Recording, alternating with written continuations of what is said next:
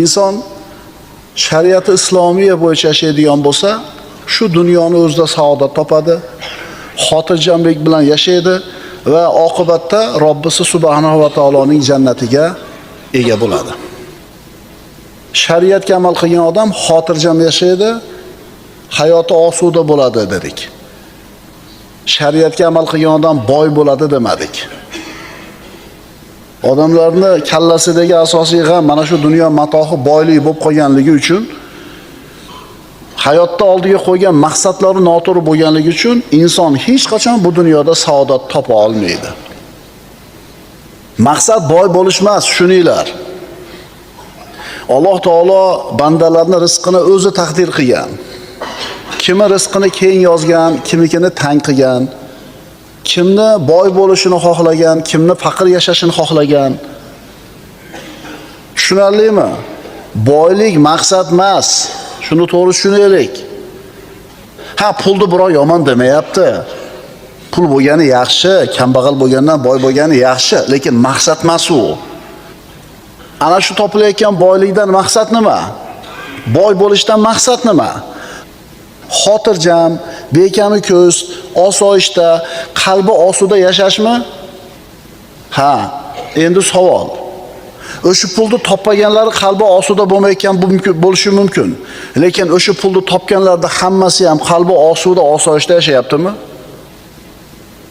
Insonning hayotdagi saodat bilan kun kechirishi, osoyishta, bexavotir, xotirjam, kami ko'zsiz yashashligi iymonga bog'liq, taqvoga bog'liq, solih amalga bog'liq. Pul bo'lsa changalda sho'rva. O'sha changalda sho'rva bu degani nevozможный degani-da. Suvni ushlab olmaydi. Puling bo'lsa suvni ham bekarlarda aytibsan. Tupurgini yutolmay qolasan. Bir xo'plagan choying o'ldiradi seni. Birodarlar, pul hal qilmagan narsani, pul hal qila olmagan narsani katta pul, bu ham bekarchi gap. O'zi boy bo'lishdan maqsad nima edi? Biz aytayotgandek, hayotda saodat topish, osoyishta yashash. Endi bu narsa agar faqat pul bilan bo'lganida Alloh taolo rizqini tang qilib yozgan bandalarga zulm qilib qo'ygan bo'lardi. Hashalillah, Alloh hech kimga zulm qilmaydi. Kimdir taqdirini boy bo'lishi deb yozgan bo'lsa, uni majbur baxtli qilib qo'ygan bo'lar edi. Endi kimdir kambag'al deb yozgan bo'lsa rizqini, uni majbur baxtsiz qilib qo'ygan bo'lar edi. Shuning uchun avvalambor shu bolalarga endi bir oq qorani ajratib qo'ygan paytda mana bu o'lchov tushunchasini tuzatib qo'yishimiz kerak. Bolam, hayotda saodatli hayot kechirishni xohlaymiz. Bekami ko'z, birovga muhtoj bo'lmay, lekin bu narsa faqat pul bilan bo'lmaydi.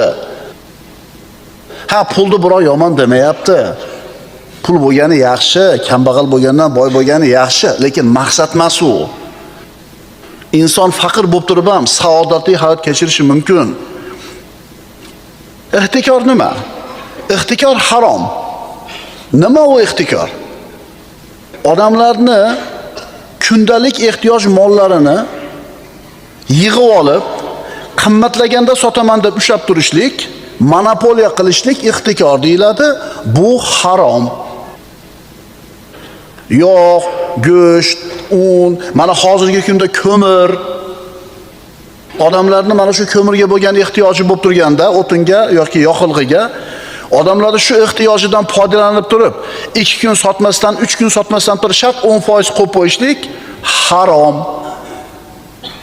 Xususan mana bizda hozir go'sht bilan ko'mirning narxi sun'iy ravishda ko'tarilib ketayotganiga guvoh bo'lanyapti. Ehtikor demak, xalqqa kerak bo'lgan oziq-ovqatni yoki boshqa bir zarurat bo'lgan molni to'plab, yashirib, berkitib, narxi ko'tarilganda sotaman deyish ehtikor deyiladi. Bu harom amal. Bu yerdachi iPhone ehtikorga kirmaydi, chunki hammaga kerak emas iPhone. Lexus tomon 25-yilgisini to'playapti. U ehtikor emas, usiz ham odamlar kuni o'taveradi. Ehtikor deb turib, insonlar uchun birinchi darajada zarur bo'lgan mollar. Xo'p, demak, muhtakir odam, ehtikor qilayotgan odam ataylab ushlab turadi narx-navoni ko'tarish uchun, molini sotmasdan. Bu harom. Chunki kambag'al va muhtoj odamlarga zulm qilinyapti. Va bu muhtakir odam, ehtikor qilayotgan odam qalbi qorayib ketadi. Jamiyatda rahim shafqat degan narsa yo'qoladi. Qimmatchilik bo'ladi, buzg'unchilik bo'ladi. Tushunarlimi? O'sha unda 10 so'm sotayotgan odam monopoliya qilib oldi, to'plab sotmayapti-da, 12 so'mdan sotishni boshladi. Shu 2 so'm ustiga qo'yib foyda qilyapman deb o'ylayaptimi?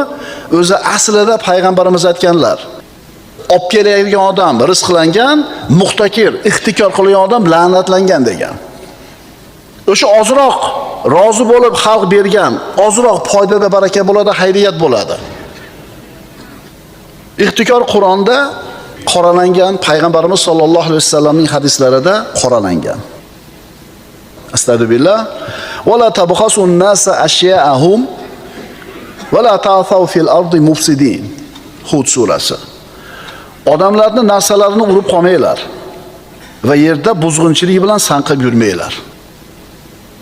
Waylul lil mutaffifin allazina idza iktalu 'alan nasi yastawfun va idza kaluhum aw wazanuhum yukhsirun.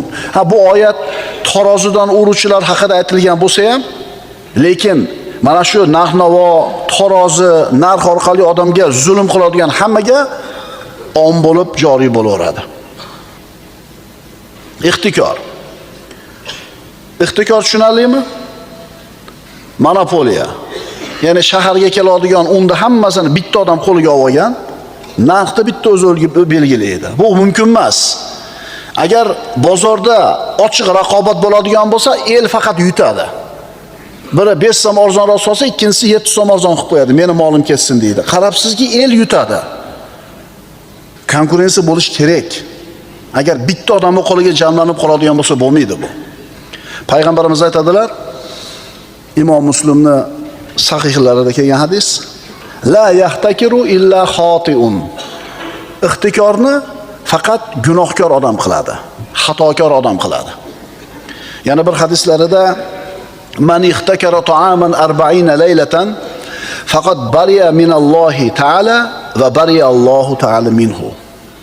Kim 40 kun davomida oziq-ovqatni ushlab tursa, ya'ni qimmatlaganda sotaman deb ushlab turgan bo'lsa, u odam muhtakir, Allohdan uziladi, Alloh ham undan uziladi. Imom Ahmad rivoyat. Kim 40 kun davomida taomni ushlab tursa sotmasdan, endi haligi eskilatga bosib qo'ygan 1 yil sotilishi mumkin, boshqa narsa. Bu yerda sotilishi kerak, el muhtoj bo'lib turibdi, ushlab turibsiz atay. Ozgina qimmatlaganda sotaman deb. Yana bir hadisda payg'ambarimiz aytadilar, al-jalibu marzuqun val muhtakiru mal'unun. Molni jalb qiluvchi, ya'ni yangi molni bozorga olib keladigan odam rizqlangandir. Olib keladi, sotadi, yana olib keladi, sotadi, elni ta'minlaydi. El muhtoj bo'lgan mol bilan, ovqat bilan, boshqa narsa bilan. O'sha olib kelayotgan jalb qiluvchi rizqlangan, ehtikor qiluvchi esa la'natlangan. La'nat odam bo'ladi bu odam. Puli ko'p bo'lsa ham la'natlangan bo'ladi. Puli milliard bo'lsa ham la'natlangan bo'ladi. Binobarin hayoti dunyoni o'zida rasvo bo'ladi. Demak, bu hadislardan siz bilan biz ehtikor qanchalar og'ir gunoh ekanligini bilib qo'yaylik. Nima uchun islomda ehtikor harom qilindi? Chunki ehtikor qilayotgan odam xalqning muhtojligidan foydalanadi. Narx oshgandan xursand bo'ladi. Narx oshishligi hech qachon kambag'al odamga yoqadigan narsa emas. Undan tashqari o'zini manfaatini bunaqa odam elni manfaatidan ustun qo'yayotgan bo'ladi. Yana buni ishi rahmdillik, insof degan narsaga to'g'ri kelmaydi. Muhtakir odam narx-navoni ko'tarilganda sotaman deb tovarni sotmay turgan odam Alloh taoloning rahmatidan tashqarida bo'ladi. Payg'ambarimiz aytadilar, man la yarhamin nasa la yarhamuhulloh. Odamlarga rahim qilmaydigan insonga Alloh rahim qilmaydi. Ya'ni yer yuzidagi odamlarga rahim qilmasak, Alloh taolo siz bilan bizga rahim qilmaydi. Enachi o'sha tovarni to'plab qo'yib, tutishlik darajasidagi odam demak ancha boy odam bo'ladi. To'g'rimi? O kambag'al bir qop unda olib kelib yevoguncha ikkinchisini ola olmaydi. Endi u vagon unni, shakarni, yog'ni tushirib qo'ydimi? Demak boy odam. Bu uyalish kerak bu odam o'zi aslida. Islomda birodarlar savdogarlik agar niyati to'g'ri bo'lsa savdogarda, qilayotgan amali sunnatga, shariatga muvofiq bo'lsa, shu savdo ibodat bo'ladi. Qaytarib aytamiz. Savdogarning qilayotgan savdosi da niyati to'g'ri bo'lsa, qilayotgan ishi sunnatga, shariatga muvofiq bo'lsa, bu savdogarning ishi ibodat deyiladi. Chunki odamlarga non olib kelyapti, yog' olib kelyapti, odamlarning ehtiyojini qondiryapti. At-tajirus saduq al-amin ma'an nabiyyin va siddiqin va shuhada. Payg'ambarimiz aytdilar, savdogarlar eshitib qo'yinglar. Rostgo'y va omonatdor savdogar payg'ambarlar, siddiqlar va shahidlar bilan birga bo'ladi u dunyoda. Payg'ambarlar, siddiqlar, shahidlar inson zotining eng oliy birinchi uchtasi. Payg'ambar, siddiq va shahid. Demak, oson emas ekanda bu ishchi. Modomiki eng ulug' insonlar bilan birga qiyomatda turadigan bo'lsa, demak shu ishga olib boradigan bu amal oson emas ekanda. Shuning uchun Alloh taolo siz bilan bizga va ta'avanu alal birri va taqvo deb buyurgan. Yaxshilik va xayriyat yo'lida bir-biringizga hamkor bo'linglar. Va la ta'avanu alal ismi val udwan. Gunoh, adovat, dushmanchilik ishlarida bir-biringizga yordam bermanglar deydi. Agar biz mana shunday bir ixtikor qilib, xalqni sun'iy ravishda narxlarni ko'tarib qiynaydigan bo'lsak, biz xalqqa zulm qilgan bo'lamiz. Musulmonlarga zulm qilgan bo'lamiz. Ana shu zulmga uchrab turgan musulmonda bittasi qo'lini ko'tarib, Parvardigor, mana shu ishga sabab bo'lganlarga o'zing jazoni bergin desa, payg'ambarimiz aytganlar, ittaqi da'vatal mazlum. Mazlum odamning duosidan taqvo qilinglar, qo'rqinglar. Fa innaha laysa baynaha va baynallohi hijabun. Chunki uni duosi bilan Allohning o'rtasida parda bo'lmaydi. Boshqa hadislarida agar zulm ko'rgan odam, mazlum odam kofir bo'lsa ham shu odamning duosidan qo'rqin. Kofir bo'lsa ham zulm ko'rib duo qilyaptimi, uni duosini ijobat qiladi deydi. Shuning uchun monopoliya qilib olgan, el uchun zarurat bo'lgan oziq-ovqat moddalarini, zarurat mollarini sun'iy ravishda narxini ko'tarayotganlar nazarida yutyapti. Moncha ko'mir sotardim tonna deyapti, 1000 tonna. 5 so'mdan qo'shib qo'ysam moncha foyda qilaman ekan. 5 so'm qo'shyapti. O'sha 5 so'mdan moncha 1000 tonna moncha foyda topdim deydi, o'zi aslida foyda topgani yo'q. Demak, birodarlar, esdan chiqarmaylik. Adolatli bo'lish barakaning sababi. Zulm qilish halokatning sababi. Ixtikor adolatning yo'q bo'lishiga, zulmni paydo bo'lishiga sabab bo'ladi. Ixtikor barakani yo'q qiladi, halokatni olib keladi egasiga. Alloh azza va jalla siz bilan bizga mana shu ixtikordan uzoq bo'lishiga tavfiq bersin. Xususan oziq-ovqat mahsulotlari bilan savdo qilayotgan birodarlar, Allohdan qo'rqishimiz kerak. Go'sht sotayotgan qassoblarimiz yoki ko'mir sotayotgan shu bir ko'mirpurushlar Allohdan qo'rqsin. Nazarida katta foyda qilmagan bo'lsa ham, nazarida ozroq foyda qilgan bo'lsa ham, o'zi aslida ixtikorsiz qilingan mana shu ozgina foydada baraka bo'ladi. Baraka ko'p degani emas. Oz bo'lib turib ham uni ustida ilohiy xayriyatni nima bo'lishi? Davomli bo'lishi. Bizga Allohning o'zi kifoya. Ishni Allohga topshirish, uni o'ziga suyanish, uni va'dasiga ishonish, Allohning ishiga rozi bo'lish, u haqida yaxshi gumonda bo'lish, yengilligini faqat Allohdan kutish iymonning eng ulug' mevasi. Allohga tavakkul qilish mo'minning eng ulug' sifatlaridan. Tavakkul qilish degan nima degani edi? Esli odamlar ittara kelib, mana devorga suyangan, beli charchamayapti, beli tolmayapti. Endi suyanchig'i bo'lmagan odamning beli tolib ketadi. Mana sizlarga dehqoncha misol. Allohga ishlarini topshirgan, Allohga ishini tavakkul qilgan banda hayotda beli tolmay yashaydi. Lillahil masalul a'la. Banda ishlarning oqibati haqida yaxshi gumonda bo'lsa, har bir ishida Allohga suyansa, nimaga erishadi? Allohning himoyasiga, homiyligiga, rioyasiga, qo'llashiga va madadiga. Va man yatawakkal alallohi fa huwa hasbuhu. Kim Allohga suyansa, bu odamning hamma ishi Allohning qo'lida. Ibrohim alayhisalom juda ham katta o'tni to'plab gulxan yoqishdi. Ibrohim alayhisalomning oyoq qo'lini bog'lab o'tga uloqtirishdi. Havoda uchib ketyapti. Shunda Jibril alayhisalom keldida, "Alaka haja ya Ibrohim?" Ibrohim, menga bir hojatingiz bormi? "Ha, ushlab qoling" demadi. Bu sekundlarda bo'lyapti bu ish. Havoda gaplashyapti buni. Uchib ketyapti, hozir yarim sekundda tushadi o'tga. Sizgami dedi? Sizga hojatim yo'q. Robbimga hojatim bor, ammo Robbimga aytishni hojati yo'q dedi. Hasbunallohu va ni'mal vakil dedi Ibrohim alayhisalom. Alloh taolo dedi, "Qulna ya naru kuni bardan va salaman ala Ibrohim." Ey o't, Ibrohimga sovuq va salomat bo'ling dedi. Nima uchun? Hasbunallohu va ni'mal vakil degan uchun. Mushriklar payg'ambarimiz sollallohu alayhi vasallamni va sahobalarni qo'rqitib odam yuborishdi. Katta qo'shin ustilariga to'planib kelyapti. Bu Uhud g'azotidan keyinlar, 3 kun o'tib. Rasulullohni qo'rqitgani, sahobalarni qo'rqitgan odam yuborganda Rasululloh aytdilar: "Hasbunallohu va ni'mal vakil." Bizga Allohning o'zi kifoya, u vakillikka o'ta loyiqdir. Natija qanaqa bo'ldi? Shu oyatning davomini qarang. Fanqalabu bi ni'mati minallohi va fadl. Bas ana shu yurishdan biron noxushlik yetmay Allohning ne'mati va fazli bilan qaytdilar. Birodar, hasbunallohu va ni'mal vakil deyishni o'rgan. Yuragingdan chiqsin, ishonib turib ayt.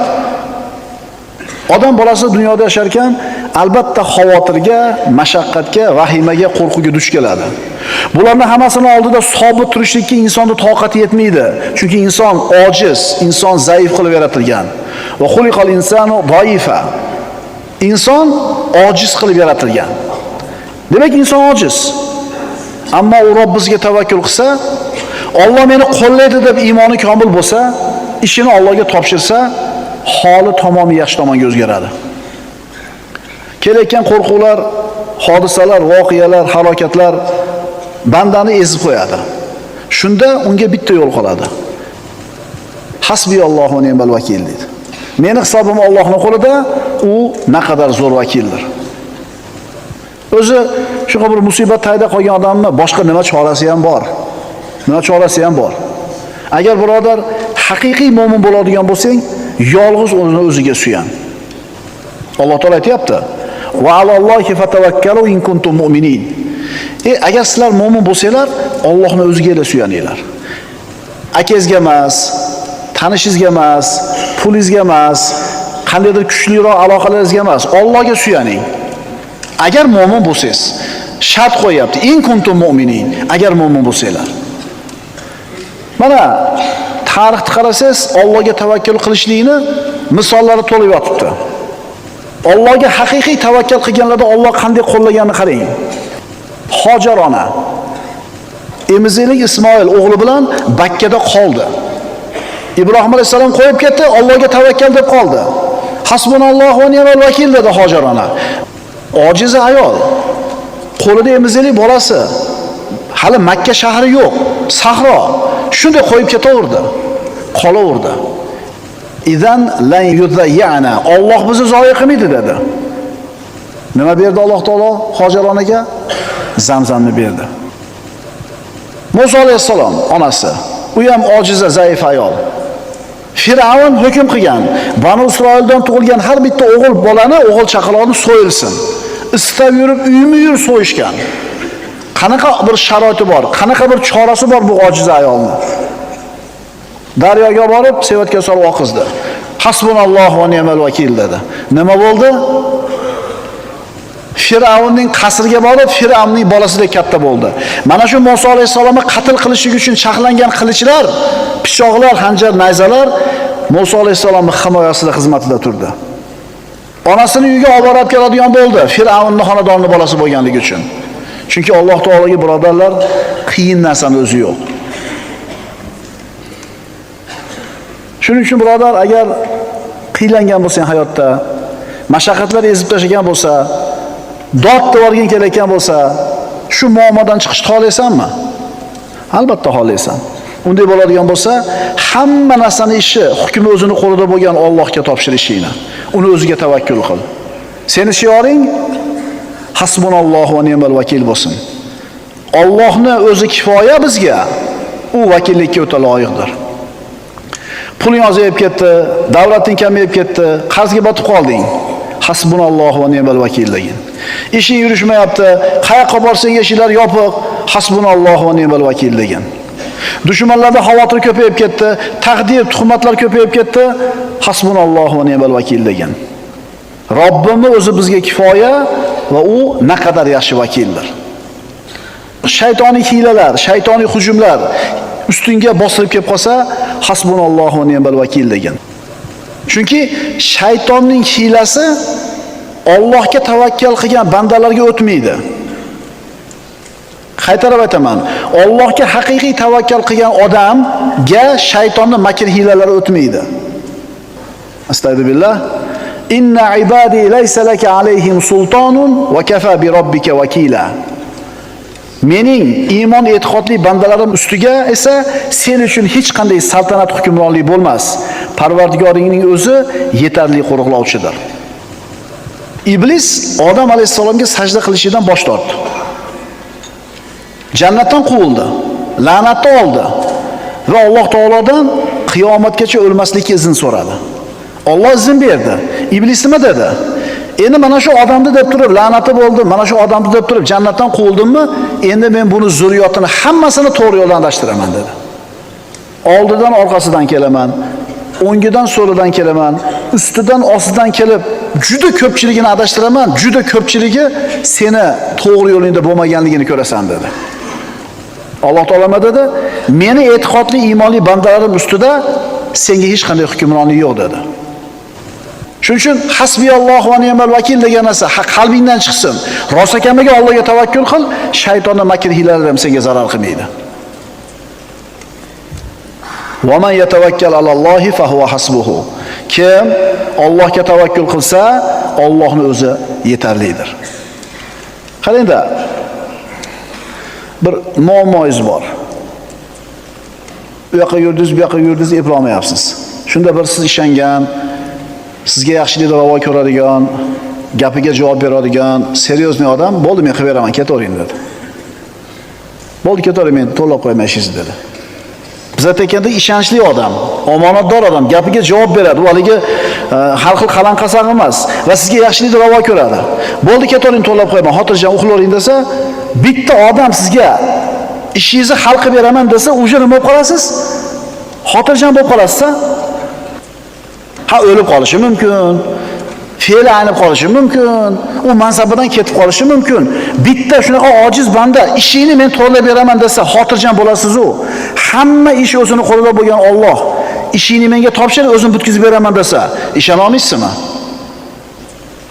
Bizning muammoimiz shunda-da. Mana Ubay ibn Ka'b roziyallohu anhu hadisini o'qidik, zikr haqidagi darsimizda. Ya Rasululloh dedi. Bir kunda qiladigan duolarimni qanchasi sizga salovatga aylantirib qo'yay? Qancha ko'p bo'lsa o'zingga yaxshi dedilar Rasululloh. Duolarimni 3 dan birini sizga salovatga aylantirib qo'yaymi? Qancha ko'p bo'lsa o'zingga shuncha yaxshi. Yarmini sizga salovatga aylantirib qo'yaymi duolarimni? Qancha ko'p bo'lsa o'zingga yaxshi. Imom Termiziydan bu hadis. Unday bo'ladigan bo'lsa, hamma duolarim sizga salovatga aylanadi dedi. Faqat sizga salovat aytaman dedi. Rasululloh aytdilar, unday bo'lsa gunohlaring mag'firat qilinib, g'amlaring hal bo'lar ekan-da dedilar. O'sha darsda o'tganimizdan beri salovat tinmasdan aytayotganlar, qo'l ko'tarib qo'yamiz. Bu darsda qatnashganlarda endi. Bir 10 tadan ko'proq odam o'tirardi darsda. Ajlar ishon olmayapti-da qolganlar. Qanday? Salovat aytsanglar problema hal bo'lib ketadimi? Mana masalan hozir ish yurishmayapti. Undan ko'ra bitta ish bergani yaxshi emasmi? Masalan qarzim bor. To'g'risi salovat aytib o'tirsam, endi seniki ijobat bo'lmaydi. Mana kam deganda 400 ta 500 ta odam masala eshityapti-ku kunda kelib. Qani bir 50 ta odam yo'qda, 10 tadan bitta odam qo'l ko'tara olmayapti.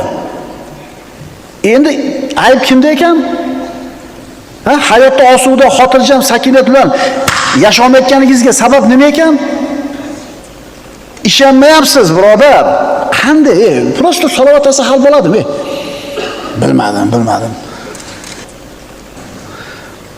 Unda gunohlaring mag'firat bo'lib, g'amlaring hal bo'lar ekan-da, deyaptilar Rasululloh. Tilingiz bekor qoldi, salovat ayting-da. Ishona olmaysizda. Shuning uchun aytyapmiz, haqiqiy tavakkal qilganga beriladi bu narsa, hammaga emas. Modomiki hayotni beradigan ham, oladigan ham Allohning o'zi ekan. Rizqni berib, man qiladigan ham o'zi ekan. Endi nima uchun boshqalardan qo'rqib, boshqalardan umid qilasan, birodar? Nimaga qo'rqasan birodardan? Ustingga kelayotgan ko'p g'am va tashvishlar, birodar. Anduqlar nima sababdan kelyapti bilasanmi? Sen hech ham o'ylamagansan bu narsani. Gunohlar deysilar, taqvoyimiz yo'qligi deysilar, namozga beparorligimiz deysilar, lekin bu narsani bilmaysizlar. Nimaga shu muammolar kelyapti bilasizmi? O'zingga o'xshagan odamdan umid qilishliging, o'zingga o'xshagan bandaga suyanishliging, unga laganbardorlik, unga tilg'onamalik qilishliging. Shu sababdan ustingga musibatlar keladi.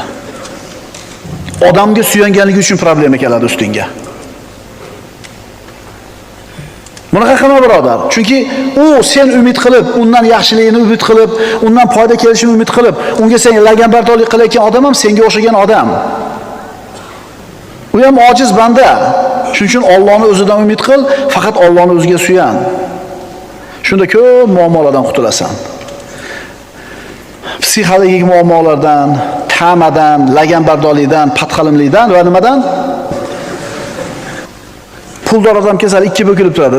Pisand qilmaydi senda qani. Sen Allohdan kutgunda, senga mansabdormi, puldormi bir xil bo'ladi. Tekkiz muomala qilasan. Qimmat mashinada, qimmat kiyim bilan kirib kelsa, qimmat telefon bilan. U savdo qilsa, qilmasa qulluq qilasiz, aka keling deysiz. Prosta ko'rib chiqib ketadi. Endi bunday qo'li kaltaroq, yupurroq odam kelib turib, sizga falon pulli savdo qilsa, bunday turasiz sizni oldida. Yana bir muhim narsa, inson bir narsaga erishishligi uchun sabablarni qilish kerak. Sen maqsadingga yetishligi uchun ikkita sabab kerak senga. Bittasi asliy sabab, bittasi tayin qilingan sabab. Asliy sabab, tayin qilingan sabab. Asliy sabab bu Allohning xohishi. Tayin qilingan sabab sen qilishing kerak bo'lgan ishlar. Shu ikkalasi bo'lsa, seni maqsading ro'yobga chiqadi. Qog'ozni kuyishiga olov sabab. Ko'katni o'sishiga suv sabab. Qon oqishiga pishiq sabab.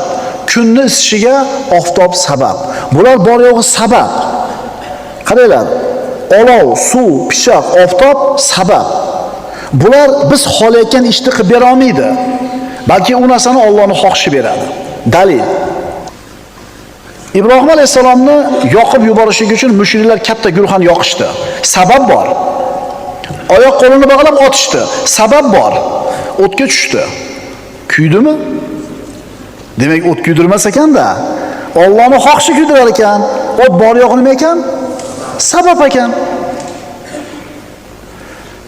Ibrohim alayhisalom o'zini o'g'li Ismoil alayhisalomni qurbonlikka yotkizdi. Oyoq qo'lini bayladi, yuzini yerga tegizdi, tomog'iga pichoqni qo'ydi, tortdi. Ismoil alayhisalom so'yilish uchun hamma ish qilindi. Pichoq kesdimi? Demak, pichoq kesmaydi ekan. Allohning xohishi kesar ekan. Pichoq bor yo'q nima ekan? Sabab ekan. Yunus alayhisalom qavm u kishini halok qilishigi uchun dengizga irg'itishdi kemadan. Baliq yutib olib tushib ketdi dengiz tagiga. Dengizning tagi, baliqning qorni, havo yo'q. O'lishlik uchun hamma sabab qilindi. Yunus alayhisalom o'ldimi? Demak, havoni yo'qligi o'ldirmas ekan. Havoni yo'qligi faqat sabab ekan. Kim o'ldirar ekan? Allohning xohishi o'ldirar ekan. Musa alayhisalom Misrdan ana shu 600 ming yahudi bilan chiqdi, qochib. Dengizning oldiga keldi. Orqadan Firavun qo'shini bilan yetib keldi, qirib yuborishlik uchun. Agar yetib kelsa, haqiqatan qirib tashlaydi. Lekin kim xohlasa qilib tashlaydi ular? Kimni xohishi bilan bu ishga qodir bo'ladi? Lekin Alloh xohlamadi buni. Aksincha shu zolimlarni o'zini halok qilishini xohladi. Bironta odam yerdan bitta tosh olib Firavnning qo'shiniga otgani yo'q, Banu Isroil ichidan. Ular hech narsa qilmadi. Endi Allohning xohishi bo'luvdi, dengiz o'zi cho'ktirib qo'ydi. Tushunarli birodarlar, pishoq kesmaydi. O't kuydirmaydi. Suv cho'ktirmaydi. Alloh qiladi bularni. Siz bilan bizni qilayotgan ishimiz bor yo'g'i sabab. Firavnning halok bo'lishiga alohida e'tibor bering birodar. Bu qissada bandalar qilish kerak bo'lgan bitta sabab yo'q.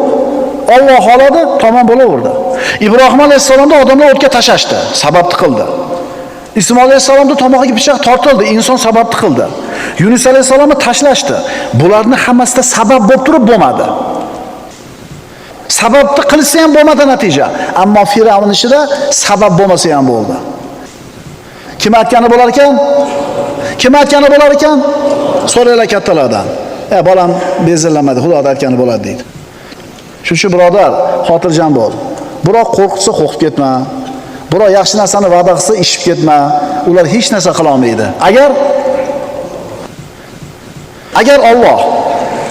Agar Alloh bir ishni xohlasa, sababti ham kerak yo'q ekanmi? Astagfirullah. Innama amruhu iza arada shay'an an yaqulu lahu kun fayakun. Alloh bir ishni xohlasa bo'lishini, shu ishga bo'l deydi, bo'ladi. Sabab ham kerak emas. O'shuning uchun Allohdan qolmang birodar. Allohga tavakkul qiling. Qoida. Bandani saodatga yetaklaydigan eng katta narsa, eng katta sabab Allohga tavakkul qilish.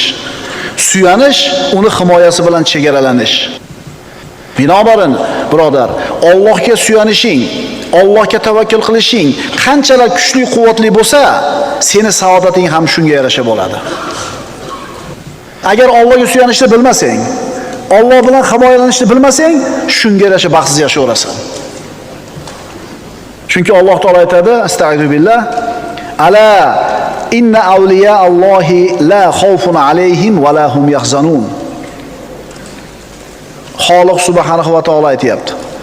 Siz bilan biz yaratgan zot aytayapti.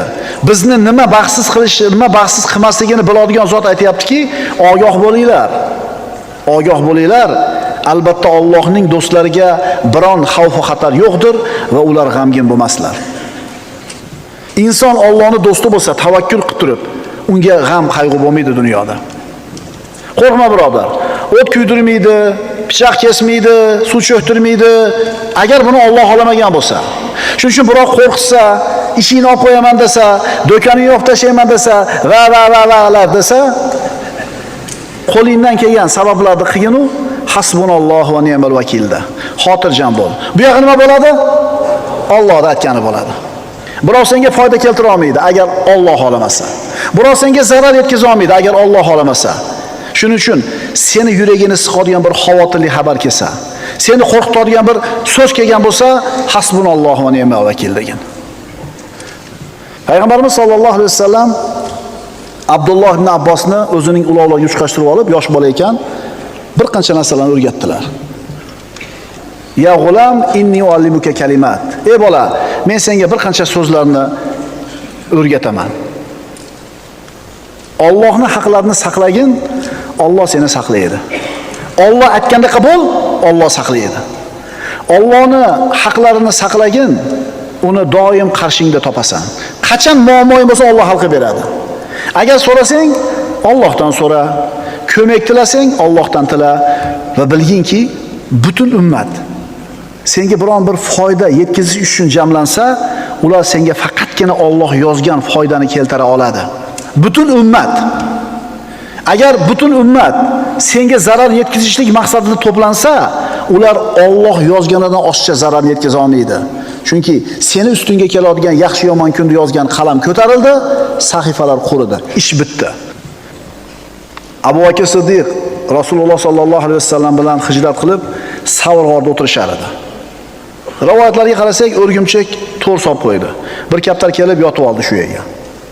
Mushriklar o'shigacha chiqishdi. Qarang, bironta sababi foyda qilmadi. Rasululloh hijrati uchun 10 ga yaqin sababni qildilar. Shimolga qarab yurmasdan janubga qarab yurdilar. Kechasi chiqdilar, qo'ylarning izlari bilan tuyanisini yopishdi, g'orga kirib 3 kun o'tirishdi. Hamma sababni qildilar, ammo bu sabablarning bittasi foyda qilmadi. Quraysh baribir topib chiqdi shu yerga. Chiqishdi, Abu Bakr Siddiq va Rasululloh sollallohu alayhi vasallam ularning oyog'ini ko'rib turishibdi. Shunda Abu Bakr Siddiq yig'iladi. Nima yig'layapsiz, Abu Bakr? Ya Rasululloh, agar hozir oyog'ini tagiga qarasa ko'rib qolardi dedi. Robbisini va'dasiga tamomiy iymoni komil bo'lgan Muhammad sallallohu alayhi vasallam, haqiqiy tavakkulchilarning ustozi bo'lgan Muhammad alayhisalom, ya Abu Bakr, ma zannuka bi ithnayn Allohu salisuhuma dedi. Uchinchi she'riga Alloh bo'lgan ikkita odam haqida qanaqa gumondasiz dedi. O'rgimchakni to'g'ri to'sdimi? Dunyodagi eng nafis parda shumi? Eng nafis to'siq shumi? Alloh xolodi shu o'rgimchakni to'g'ri sabab bo'ldi. Ammo payg'ambarimiz qilgan hech qaysi sababi foyda qilmadi. Shuning uchun birodar, seni sababing maqsadingga yetkazmaydi. Allohning xohishi yetkazadi. Allohning xohishi qachon bo'ladi senga foydasi? Hasbunallohu va ni'mal vakil desang. Qarang, shunda bitta sabab qoluvdi. Rasulullohga va Abu Bakr Siddiqqa bitta sabab qoluvdi. Qaysi sababni qilish kerak edi ular? Oxirgi sabab edi. Nima edi? Allohning va'dasiga ishonib jim o'tirishdi. Oxirgi sababni ham qildi, Alloh taolo saqladi. G'orda oldan qaytib ketishdi. Shuning uchun birodar, hamma hisob kitobni qilasan. Svet o'chib qolsa dvijok, mikrofon ishlamay qolsa mana bu, ona qori kelmay qolsa mana bu. Hamma sabablarni qilding, bar bo'lmadimi? Endi nima deyishing kerak? Nima deyish kerak shunda? Alloh shuni taqdir qilgan ekan, bo'ldi. Biz sababini nima qildik? Xotirjamisiz? Haqiqiy tavakkalchi qanaqa bo'ladi? Mana endi shu savolni so'raylik o'zimizdan. Men har safar hasbiyallohu va ni'mal vakil, hasbunallohu va ni'mal vakil deyapman, Allohga tavakkal deyapman. Men haqiqiy tavakkulchimanmi? Haqiqiy tavakkalchi inson qanaqa bo'ladi? Sababni puxta qiladi. Xuddi tavakkal qilishni bilmaydigan odamda faqat sababni qiladi. Keyin sabablarni zo'r qilib qo'ygandan keyin sabab qilmagan odamdaqa Alloh o'zingga topshirdim deydi. Haqiqiy tavakkulchi qanaqa bo'ladi? Sababni zo'r qildi. Keyin sababni qilmaganda Allohga tavakkal dedi. Endi undan keyin qanaqa ish bo'lsa ham endi u rozi. Shu odam haqiqiy tavakkulchi. Hamma sababini qildimi odamlar? Tavakkalni ham qildimi odamlar? Bar bo'lmadi-yu. Sen tavakkalchi emas ekansan. Chunki haqiqiy tavakkulchi qanaqa natija bo'lsa ham undan rozi bo'ladi. Endi so'rayinchi o'zingizdan, siz haqiqiy tavakkulchi ekansizmi?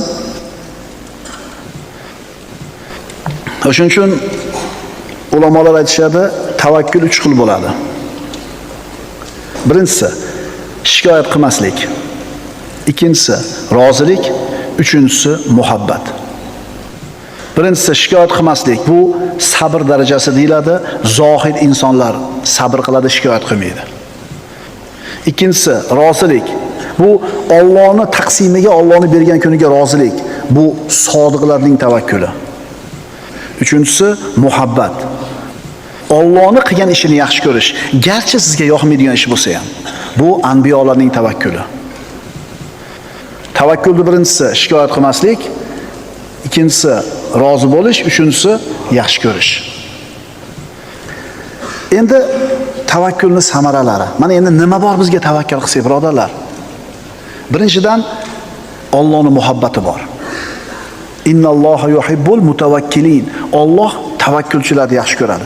Agar Alloh seni yaxshi ko'rgan bo'lsa, yutdi ikki dunyoda. Keyingi foydasi, rizqing keng bo'ladi. Hozir 99% odamning g'ami shu pul topishda, to'g'rimi? Pul topishda. Rasululloh aytadilar, agar sizlar Allohga haqiqiy tavakkul qilganinglarda, Alloh sizlarning rizqinglarni xuddi qushning rizqini bergandek berar edi. Qush ertalab uchib chiqib ketadi, qorni och, kechki payt albatta qonni to'q keladi. Och qolmas ekan qush, birodarlar. Uni hunari yo'q, do'koni yo'q, sababi yo'q, uchib chiqib ketishinglar bor. Qush albatta qorni to'yib kelar ekan. Agar sizlar chinakamiga haqiqiy tavakkul qila olsanglar, qushni qornini to'yg'izganda to'yg'izadi Alloh deyapti. Tavakkulning yana bitta samarasi, shaytonning vasvasasidan omonda bo'lasan. hamma qo'rqib bo'layotgan ishlardan vahimaga tushganda xotirjam turasan. Innahu laysa lahu sultonun alal ladina amanu va ala robbihim yatawakkalun. Albatta iymon keltirgan va yolg'iz Allohga tavakkal qiladigan zotlar ustida shayton uchun hech qanday saltanat yo'q. Vasvasadan omonda bo'lasan. Jannatga behisob kirasan. Payg'ambarimiz aytadilar, meni ummatimdan bo'lgan 70 ming kishi bor, ular jannatga hisob kitobsiz kirib ketadi. Sahobalar, ular kimlar yo Rasululloh deyishdi. U zot javob berdilar, o'zlarini kuydirmagan, kuydirib davolamagan, ruhiya qildirmagan va Allohga tavakkul qilganlar dedi. Haqiqiy tavakkul qilgan odam jannatga hisob kitobsiz kiradi deyapti Payg'ambarimiz sollallohu alayhi vasallam. Tavakkulning yana foydalaridan insonni azizlikka boshlaydi. Chunki meni ishim Allohning qo'lida. Alloh rizqimni yetkazadi. Alloh foydani ham, zararni ham o'zi beradi degan odam xo'jayini uni xor qilsa ko'tarmaydi. Biroq qo'rqitsa qo'rqmaydi. Alloh rizqni bitta eshigini yopsa, ikkinchisini ochadi deb shat izzat nafsi bilan chiqib ketaveradi. Kim Allohga suyansa, bas albatta Alloh g'olib va hikmatlidir. Tavakkulning yana samaralaridan haqiqiy tavakkul qilayotgan bo'lsang, bu seni qalbingda iymonni chin rost ekanligini dalili bo'ladi. Va alallohi fatawakkalu in kuntum mu'minin. Agar sizlar haqiqiy mu'min bo'ladigan bo'lsanglar, Allohga tavakkal qilinglar. Tavakkulning samaralaridan ishingni tuzatadi, ahvolingni o'nglaydi, fitnalardan, musibatlardan to'sadi. Haqiqiy tavakkul qilishlik, birodar, duolarning ijobat bo'lishining sababi. Haqiqiy tavakkul qilishlik maqsadingga olib boradi. Haqiqiy tavakkul qilishlik seni ikki dunyoda saodatli qiladi. Ana shu tavakkulga Imom Buxoriyda keltirgan bir hadisni hikoyasini aytib beraman. Rasululloh aytadilar, Banu Isroildan bo'lgan bir kishi boshqa bir Banu Isroillik kishidan 1000 dinor qarz oldi. Qarz olayotganda qarzni berayotgan guvoh keltir dedi. Hali qarz olayotgan Allohning o'zi guvoh dedi. To'g'ri ayting dedi. Menga kafil keltir dedi. Allohning o'zi kafil dedi. To'g'ri ayting dedi. Ma'lum vaqtda berishlikka 1000 dinorni qarz qilib berdi. Haligi odam molni oldi, dengizga o'tirib ketdi. Tijorati bilan. Pul berish kerak bo'lgan vaqt kelgan paytda 1000 dinorni oldida dengizni bo'yiga keldi. Boyaga odam tomonga ketadigan kema bo'lsa berib yuboraman deb. Lekin kema bo'lmadi. Shunda nima qildi? Bir katta yog'ochni oldi, ishini o'ydi, dinorlarni soldi, yamadi, dengizga uloqtirdi. Nima dedi? Parvardigor, o'zing bilasan, falonchidan 1000 dinorni qarz olganman. Kafil keltir deganida seni kafil deganman. Seni kafilligingga rozi bo'ldi. Guvoh keltir dedi. Allohning guvohligi yetadi dedim, unga ham rozi bo'ldi. Men pulni jo'natgani kema qidirdim, ammo topmadim. Mana endi mana yog'ochning ichidagi pul senga omonat.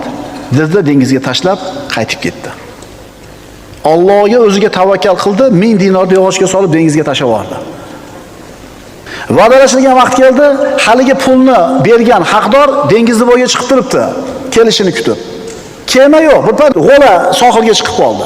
Haligini ko'rdida, o'tin bo'lar yaqarmada olib borib turib, yorug'ning ichidan tillas chiqdi, haligi odamning yozgan maktubi ham chiqdi. Endi nariga odam keyinroq yana boshqa 1000 dinorni olib turib, qarzni to'lagani keldida uchradi haligi odamga. Men sizga vaqtida haqingizni beraman deb kema istab chiquvdim, bo'lmadi. Mana endi ko'tarib keldim deganda, seni yuborgan omonatingni Alloh yetkazdi menga dedi. Haligi 1000 dinorni olib, qo'lidagi bilan qaytib ketaverdi. Yog'ochning ichida omonati keldi. Nima uchun keldi? Nima qiluvdi? Bandani saodatga yetaklaydigan eng katta narsa, eng katta sabab Allohga tavakkul qilish. Unga suyanish, uni himoyasi bilan chegaralanish. Binobarin Allohga suyanishi va tavakkul qilishi qanchalar quvvatli bo'lsa, bandaning saodati ham shunga yarasha bo'ladi. Ala inna awliya Allohi la xawfun alayhim va lahum yahzanun. Ogoh bo'lingiz kim? Albatta Allohning do'stlariga biron xavf va xatar yo'qdir va ular g'amgin bo'lmaslar. Dunyoda g'amgin bo'lmaysan, birodar. Dunyoda mahzun bo'lib yashamaysan, o'kinmaysan, g'amgin bo'lmaysan agar Allohga haqiqiy tavakkul qilsang. Qo'rqma, birodar. O't kuydirmaydi, pishoq kesmaydi, suv cho'ktirmaydi. Agar buni Alloh xohlamasa. Biroq qo'rqsa, ishingni olib qo'yaman desa, do'koningni olib tashlayman desa, bularga parvo qilma. Qo'lingdan kelgan sababni qilginda hasbunallohu va ni'mal vakil degan. Bu yog'i nima bo'ladi? Alloh aytgani bo'ladi. Birov senga foyda keltira olmaydi agar Alloh xohlamasa. Birov senga zarar keltira olmaydi agar Alloh xohlamasa. Shuning uchun sen ustingga qo'rquv xavotir kelsa, hasbunallohu va ni'mal vakil degan. Va man yatawakkal alallohi fa huwa hasbuhu. Kim Allohga tavakkul qilsa, bas Allohning o'zi unga yetarlidir. Saodatning 28-sababi hasbunallohu va ni'mal vakil. Bizga Allohning o'zi kifoya va u